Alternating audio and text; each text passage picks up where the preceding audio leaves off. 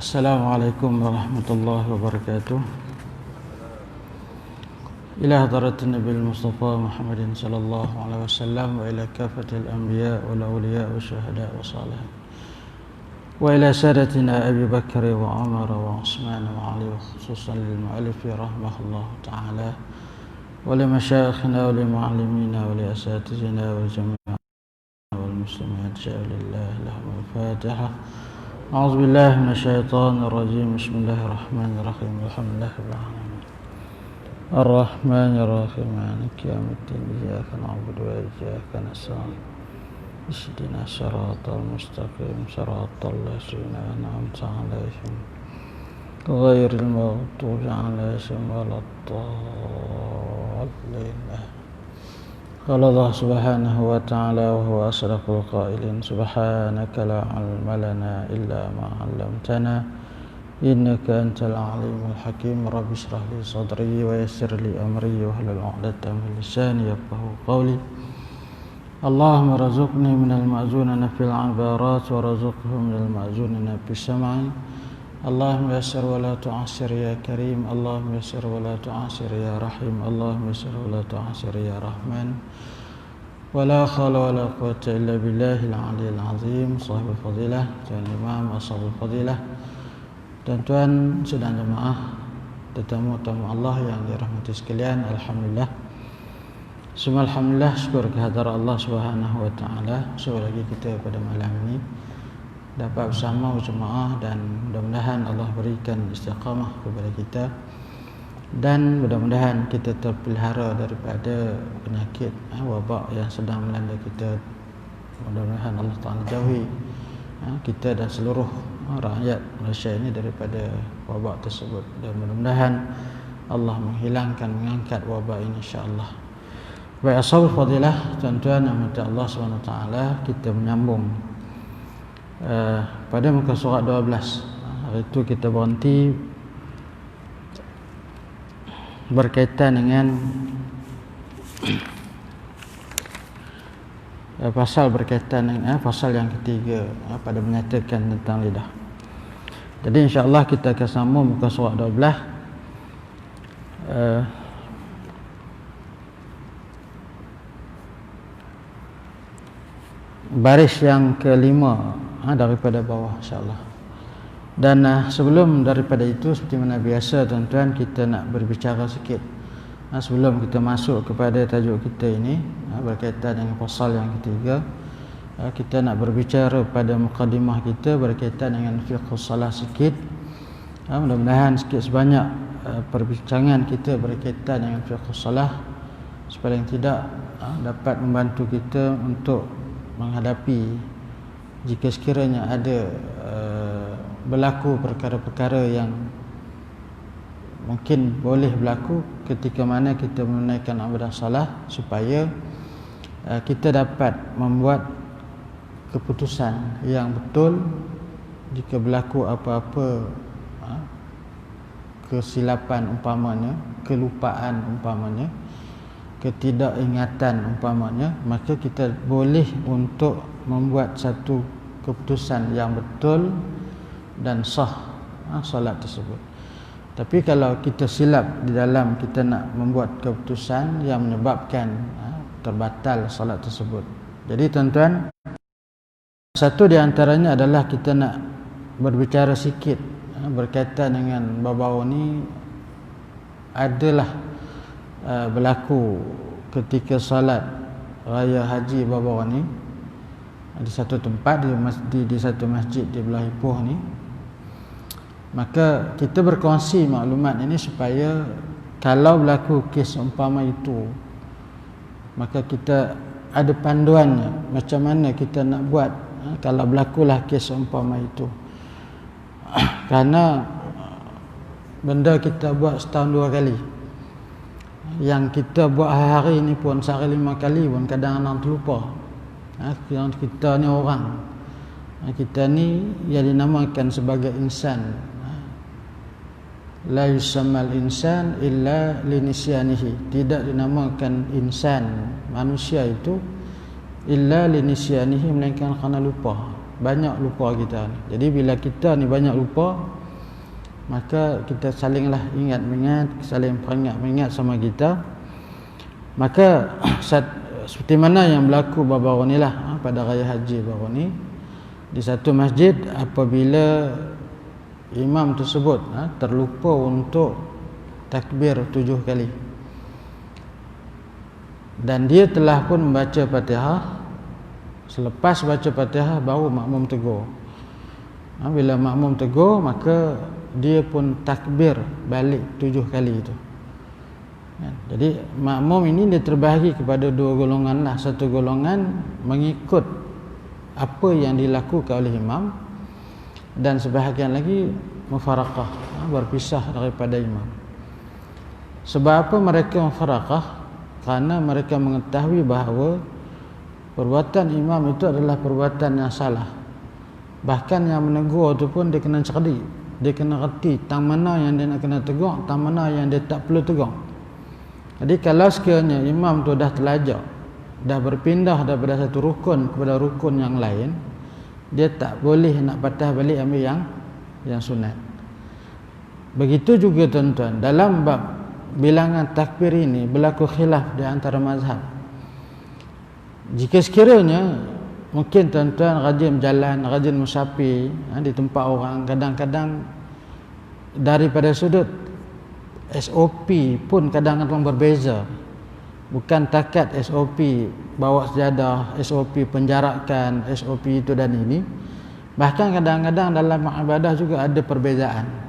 Maka dalam bab bilangan takbir juga, kalau mengikut pendapat yang masyhur dalam mazhab kita Syafi'i rahimahullah ta'ala adalah 8 kali takbir, termasuklah takbiratul iftitah dipanggil, ataupun takbiratul ihram. Ada sebahagian pandangan, antaranya pandangan dalam mazhab Maliki, yang menyatakan bahawa takbir itu 7 sahaja termasuklah takbir iftitah ataupun takbiratul ihram. Jadi kalau tuan-tuan pergi satu tempat yang mungkin mereka beramal dengan pandangan dalam mazhab Maliki, tiba-tiba sembahyang raya itu 7 takbir termasuk takbir iftitah ataupun takbiratul ihram, maka jangan komplain apa, duduk diam sudah. Bahkan ada juga pandangan yang mengatakan salat bilangan takbir sama seperti mana takbir salat jenazah. Berapa kali? 4 kali. Ada juga. Namun begitu yang masyhurnya adalah 7 campur 1 dengan takbiratul ihram jadi 8. Dan pada rakaat yang kedua 5 campur takbir intiqal dipanggil takbir rakaah, maka jadi 6. Itu khilaf dalam bab bilangan. Maka jika sekiranya lah imam tadi ni terlupa pada rakaat yang pertama tu takbir 7 kali, maka dia jangan kembali kepada takbir tersebut apabila dia telah pun berpindah kepada rukun yang lain. Jadi kiasnya mudah, seperti mana yang kita maklum, apabila kita dah terlajak selepas daripada takbiratul ihram, lepas tu kita terus baca Fatihah, tiba-tiba patah balik baca iftitah, tu kita dah masuk kepada rukun, lepas tu patah balik ambil yang sunat, dia telah membaca doa iftitah, maka batal solat tersebut. Jadi, dan jika sekiranya imam dalam solat Aid ini tak baca pada rakaat yang pertama tu 7 takbir, maknanya dia terus kepada Fatihah, maka kita makmum jangan tengok, terus je. Lepas tu pada rakaat yang kedua imam pun lupa juga 5 takbir. Maknanya 7 pun lupa, 5 pun lupa. Lepas tu dia bagi salam. Lepas bagi salam, dia pun lupa nak khutbah raya. Balik cari parang, sembelih lembu sudah. Sembahyang tu sah. Sembahyang tu sah. Mana tak takbir langsung, maka solat tersebut adalah sah. Jadi udahlah, mana jangan kita tegak. Jangan kita viral pula lah, masjid ni apa sembahyang raya tak sah, jangan. Dia yang tak betul. Baik. Kemudian kalaulah sekiranya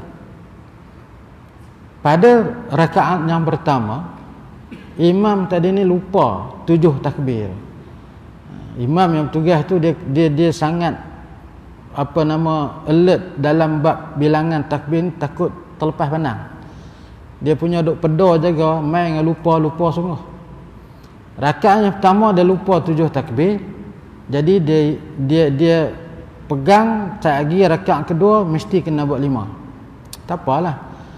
Masuk rakaat yang kedua, bangun daripada sujud yang sujud tadi, dia terus takbir 5 kali. Boleh tak? 5 kali. Lepas tu dia tambah lagi 7. Jadi 12 kali. Pasal apa jadi 12? Cover hak rakaat pertama tadi tu. Dia cover hak pertama, hak 7 yang ada lupa, dia cover pada rakaat yang kedua. Jadi 5 campur 7 apa? 12. Jadi soalnya tuan-tuan, bolehkah bila dia lupa pada rakaat yang pertama bilangan 7 takbir itu, dia ganti pada rakaat yang kedua? Makmum ramai, aircon tak pasang SOP. Bila aircon tak pasang, peluh ketiak 12 kali. Allahu Akbar, Allah 12 kali. Jadi jawapannya tuan-tuan, tidak boleh untuk kita cover balik bilangan takbir tersebut. Dia berbeza dalam masalah solat sunat tasbih. Solat sunat tasbih sepaling-paling tidak tuan-tuan, buatlah semua hidup sekali. Paling koman sepanar tu. Paling koman semua hidup sekali. Tu habis koman dah tu. Kalau boleh tiap-tiap malam, kalau boleh kan. Kalau tak boleh tiap-tiap malam, selang seminggu sekali. Kalau tak boleh seminggu sekali, bulan sekali. Tak boleh sebulan sekali, setahun sekali. Setahun sekali itu pun kalau masjid buat program qiyamul lail. Kalau qiyamul lail tak ada, ngayang tu tak ada solat tasbih. Kan satu di antara pengisian dalam qiyamul lail dalam malam-malam Ramadan itu antaranya 2. Kan, solat sunat tasbih. Dia ada 300 tasbih. Jadi katalah Palung ni dah sakit mata. Bila sakit mata agak-agak boleh tak sujud lama? Tak boleh. Sekali dia rasa tercabut je mata dah. Jadi bila begitu, dia tak cukup bilangan tasbih dia ketika sujud tu 10 kali. Dia 10 kali kan, bagi cukup 300. Bila tak cukup pada sujud tersebut 10 bilangan tasbih, dia boleh cover balik ketika duduk antara 2 sujud. Bagi mencukupkan bilangan takbir 300 takbir itu pada solat tasbih tersebut. Dia berbeza dalam masalah apabila kita lupa dalam bilangan takbir pada solat Aid, maka tidak boleh kita ganti pada rakaat yang lain. Jadi kalau 5 lah. Dan jangan pula jadi 5 campur 7 jadi 12. Saya orang panggil imam mana ni? Imam 12. Sebab sembahyang raya 12 kali takbir pada rakaat yang kedua. Dan berdasarkan kepada satu keterangan riwayat Ibnu Abbas daripada Ibnu Abi Syaibah berkaitan bahawasanya adalah Nabi sallallahu alaihi wasallam yukabbiru sab'a takbiratin bi takbiratil iftitah. Nabi takbir 7 kali dengan takbir iftitah, dan wafil akhar, dan pada rakaat yang lain dengan sitan takbirat dengan 7 kali takbir, 6 kali takbir, kulluhunna qabla al-qiraah. Semua takbir-takbir ni adalah qabla al-qiraati, sebelum daripada membaca Fatihah. Jadi kalau dah masuk Fatihah, maka tidak ada lagi tuntutan untuk kita membaca takbir 7 kali itu. Maknanya kalau kita terlajak, sebab apa kita kata gitu, kadang-kadang macam tahun ni kan, pernah tak tuan-tuan sangka kita akan jadi imam sembahyang raya puasa di rumah? Kita pun tak sangka nak kena jadi imam di rumah. Selalunya orang sembahyang raya di mana? Di masjid surau. Akan penuh sepenuh-penuhnya dengan manusia-manusia yang tak nak main masjid. Tapi tahun ni dia kena jadi imam. Masalah ketika itu pasangan dia, anak-anak dia tahulah macam mana style pak dia jadi imam. Maka habis tu. Jadi kalau sekiranya pula makmum ini dia main lambat. Orang sembahyang raya ni katalah masjid tentukan 8.30 pasal kita nak sembelih lembu banyak. Jadi 8.30 tu kita dah mula sembahyang raya. Maka sharp pukul 8.30 imam dah standby. Tapi ada lagi 2-3 orang makmum yang main lambat. Kan? Ada lah halnya tu. Jadi selepas daripada takbiratul ihram baca doa iftitah, lepas tu imam terus takbir yang pertama. Dia tak main, dia duduk start motor di rumah tak habis. Imam takbir yang kedua dia baru nak main. Imam takbir yang ketiga dia baru sampai. Imam takbir yang kelima baru scan dai dia. Kan? Baru scan dai tit, baru imam dah 5 dah. Dia masuk, dia takbiratul ihram, imam dah 6. Imam takbir yang ketujuh dia baru 1 lah. Sebab tak campur dengan takbiratul ihram tadi. Baik, bila imam dah habis 7 kali takbir, imam terus baca Fatihah. Makmum yang masbuk tadi ni dia baru 1. Kan? Tak campur dengan takbiratul ihram tu lah, dia baru 1. Jadi soalnya tuan-tuan, adakah dia kena lengkapkan bilangan takbirnya tu bagi cukup 7? Dia baru dan 1 lah. Sebab dia main lambat. Dia baru dan 1, imam dah baca Fatihah dah. Adakah dia kena tambah lagi 6 kali takbir? Rasa tuan-tuan agak-agak ada tak orang masbuk sembahyang raya? Ada, tapi lagu mana dia buat? Agak-agak lah. Katalah dia tak dan 4 takbir ke 5 takbir ke, adakah dia takbir seorang-seorang? Imam baca Fatihah dah, dia duduk Allahu Akbar seorang-seorang dah. Lagi Allahu Akbar.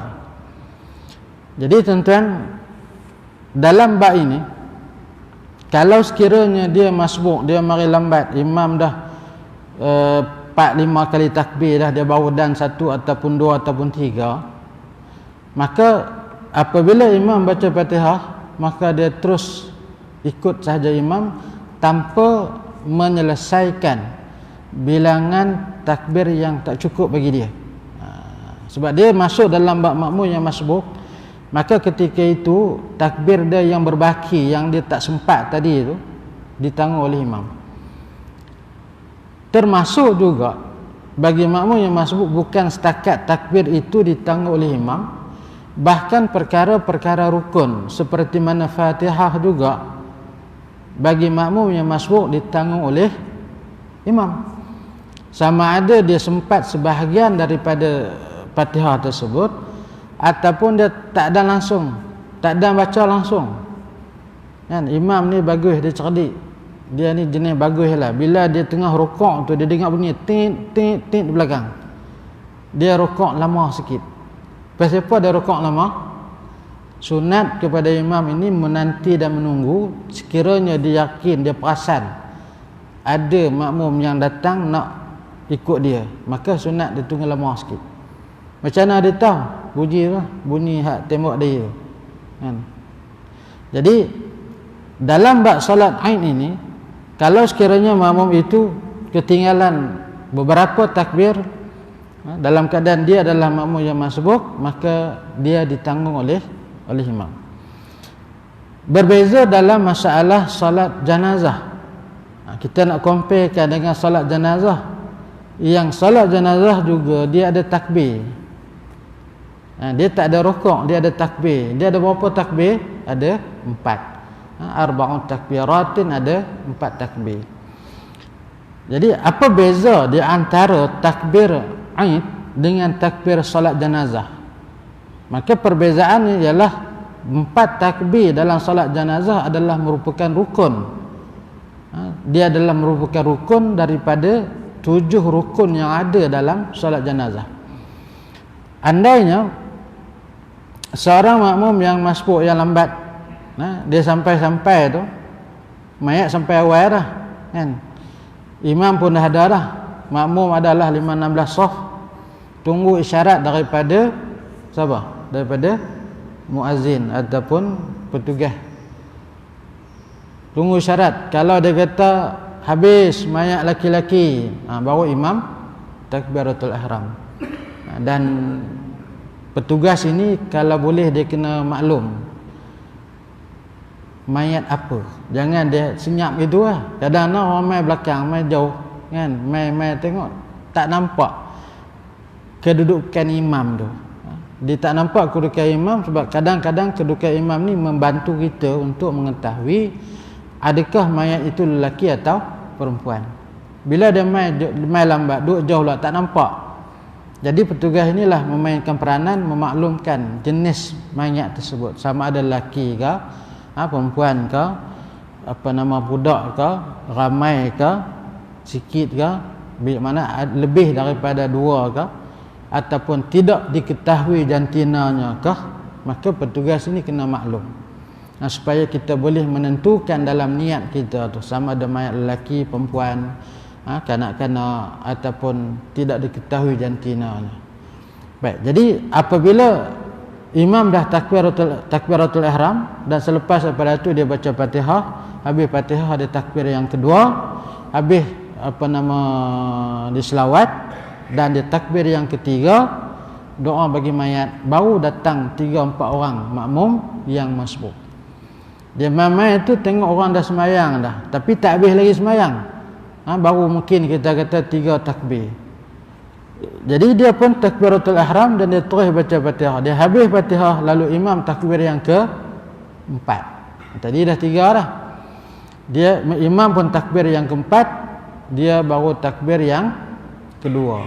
Kan? Makmum yang sebut tadi baru takbir yang kedua. Selepas daripada takbir yang ke-4, imam ni jenis malas sikit. Terus salam lah. Terus salam, dia tak baca apa dah. Lepas takbir yang pertama dia baca Fatihah, lepas takbir yang kedua dia baca selawat paling bukan koman, maksudnya paling pendek, Allahumma salli ala Muhammad, terus tu Lepas tu dia takbir yang ketiga, dia doa bagi mayat, Allahumma fir lahu, dah terus tu dia tak baca hak panjang. Lepas tu takbir yang keempat, Allahu akbar, assalamualaikum. Makmum belakang terkejut, cepat sangat imam ni. Maka sembahyang itu adalah sah, walaupun tidak dibaca sebarang bacaan pada takbir yang keempat. Jadi kita berbalik kepada makmum yang masbuk tadi. Yang masbuk tadi yang kita kata contoh dia baru dan 2 rakaat, dan 2 takbir, dan 2 takbir bersama dengan imam dalam solat jenazah. Imam bagi salam, kali-kali tengok ada lagi 3-4 orang yang belum salam. Maka ketika itu makmum yang masbuk tadi dia kena perhabiskan bilangan takbir bagi cukup 4. Dia tak boleh kata tak apalah baki lagi 2 imam tanggung, tak. Dia kena perhabis kerana takbir itu adalah takbir rukun, sama seperti mana bilangan rakaat. Kalau nak qiyas seperti mana rakaat, takbir pada salat jenazah itu menepati bilangan rakaat pada salat, kalau kita nak qiyas begitu. Jadi adakah boleh kita apabila ketinggalan 1 ataupun 2 rakaat, bila imam salam kita pun salam? Pasal apa salam? Bilangan rakaat tak cukup tadi imam tanggung, boleh ke tak? Man kana lahu imamun fa qira'atul imami lahu qira'ah.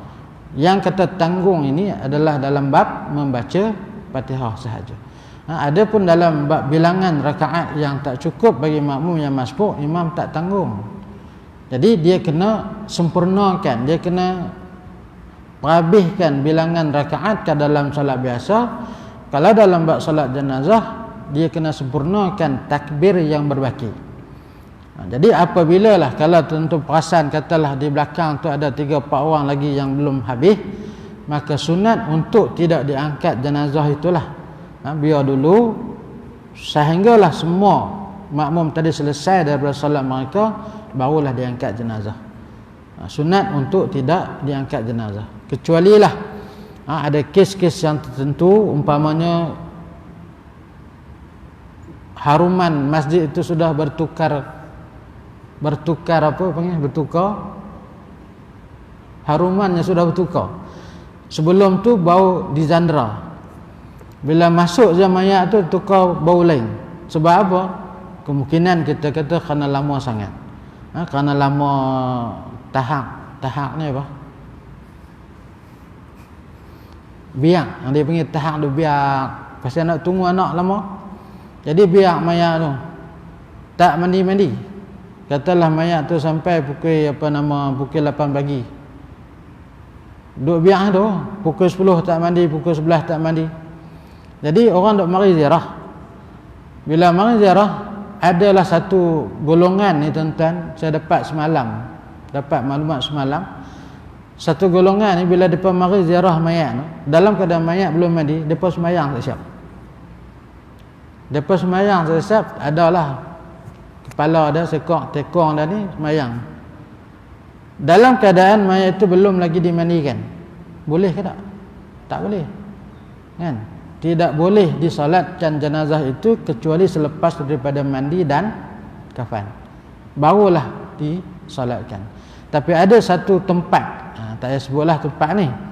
Saya dapat maklumat semalam, dia cerita dia pun jenuh nak habaq dekat pokok ni. Tapi jenis tak makan saman, jenis rebus tak empuk. Dia diam gitu.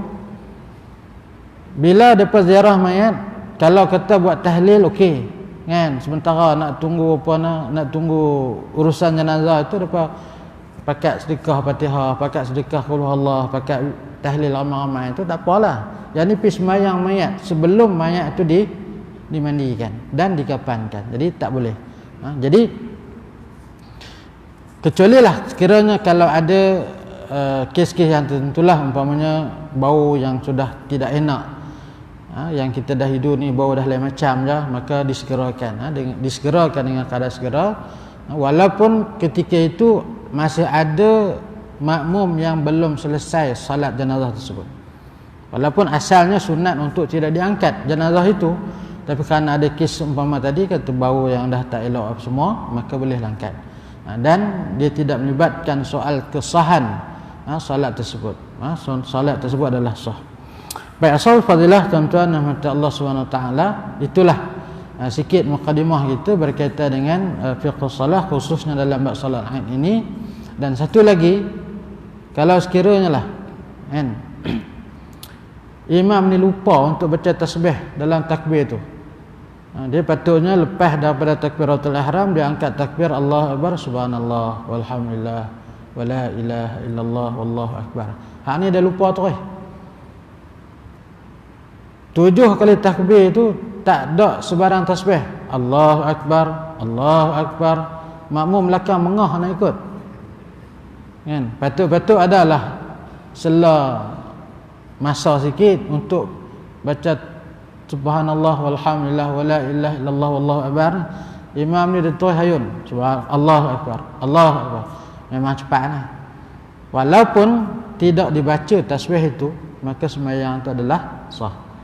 Kerana takbir itu adalah sunat, bacaan dalam takbir itu juga adalah sunat. Kalaulah ada rupa itu, maka tak payahlah kita nak viral ke apa ke, tak, biar je lah. Baik, jadi tuan-tuan, itulah sebahagian mukadimah kita dan kita masuk kepada dia.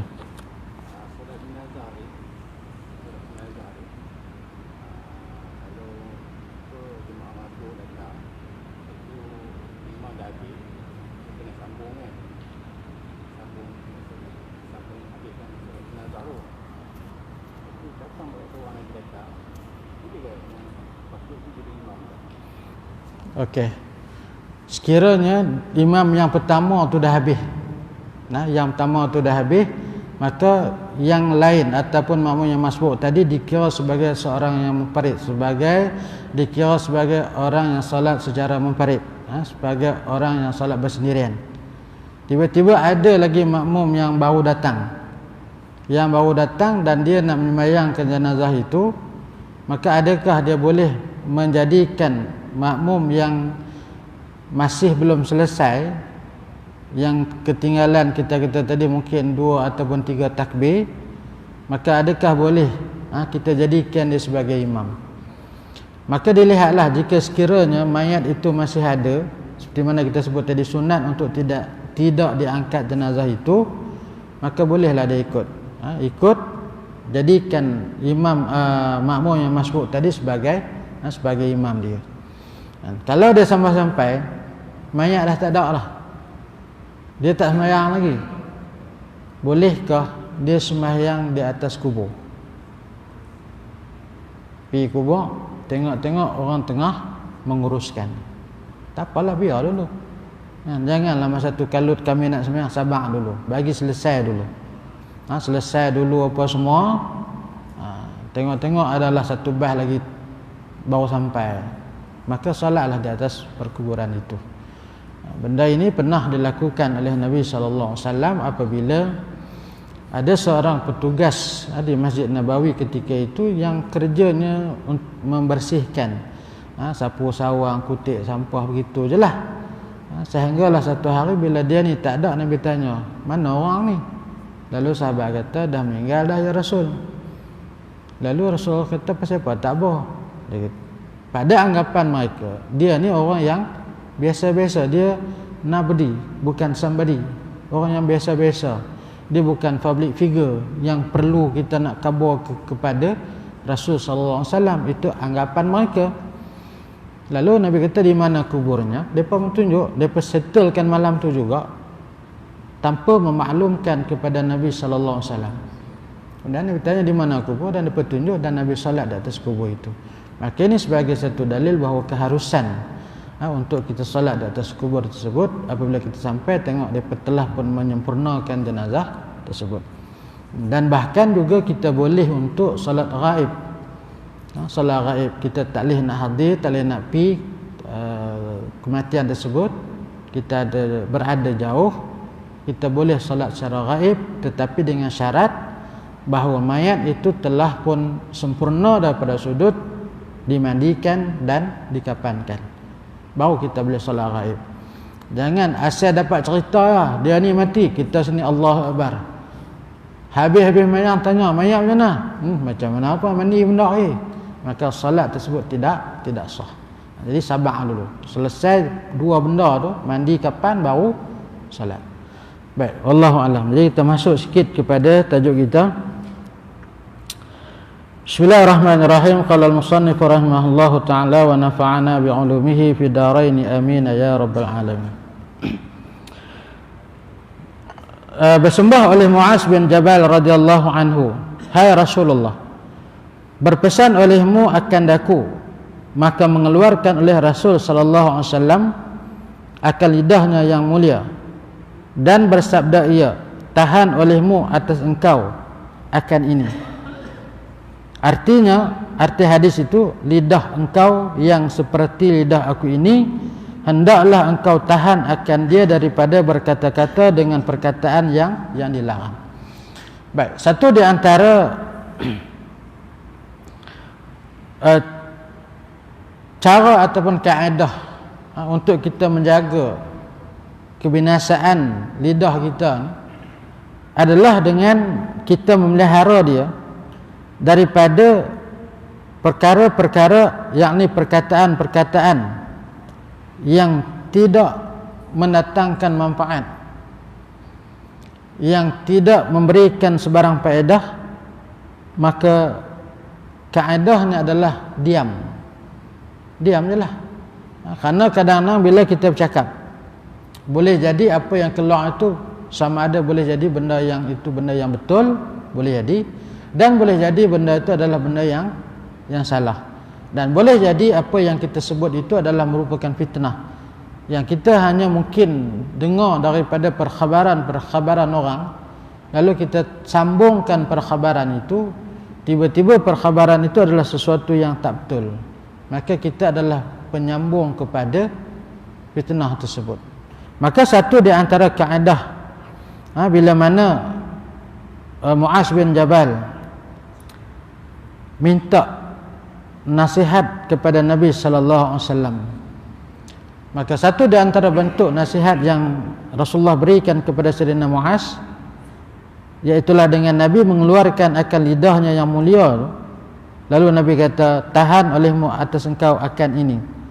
Maksudnya tahan adalah merupakan satu kinayah supaya tidak bercakap kepada benda-benda yang tidak mendatangkan faedah.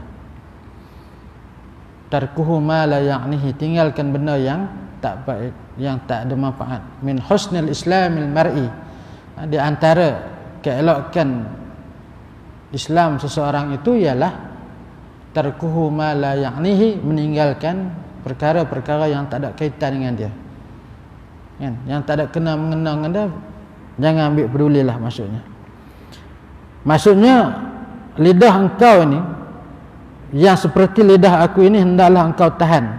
Baik, isyarat kepada Sayyidina Muaz, Rasulullah mengeluarkan lidahnya dan tunjuk, wahai Muaz, ni hang jaga ni, jaga lidah. Maka kaedah sebut al-ibratu bi umumil lafzi la bi khususil wurud. Walaupun Nabi menunjukkan kepada Sayyidina Muaz, maka al-ibrah, pengajaran dengan keumuman lafaz itu bukan daripada sudut sebab datang hadis itu, bukan dengan sebab khusus datang hadis itu, iaitu Nabi menunjukkan kepada Sayyidina Muaz. Jadi adakah larangan itu ataupun nasihat itu hanya khusus kepada Sayyidina Muaz saja? Tak. Lepas tu dia kata al-ibratu bi umumil lafzi, pengajarannya adalah dengan keumuman lafaz, walaupun daripada sudut wurud ataupun sebab datang hadis itu tunjuk kepada Sayyidina Muaz, tetapi manfaat itu keumumannya, manfaatnya, fadilatnya, amalannya, praktikalnya adalah khusus kepada kita semua umatnya Nabi sallallahu alaihi wasallam, walaupun secara khusus kepada Sayyidina Muaz. Jadi adakah kita kata yang ni untuk dia ya, kita tak ada apa? Tak. Kalau lagu tu tuan-tuan, banyak ayat-ayat Quran yang turun kena kepada Yahudi, kena kepada Nasara, tak turun kepada orang Sungai Siput. Ada tak ayat Quran turun kepada orang Banjar, orang Jawa, orang Mandeling? Tak ada. Orang sedap lah, ayat ni tak kena kat kita sebab kita bukan orang Arab, kita orang Melayu.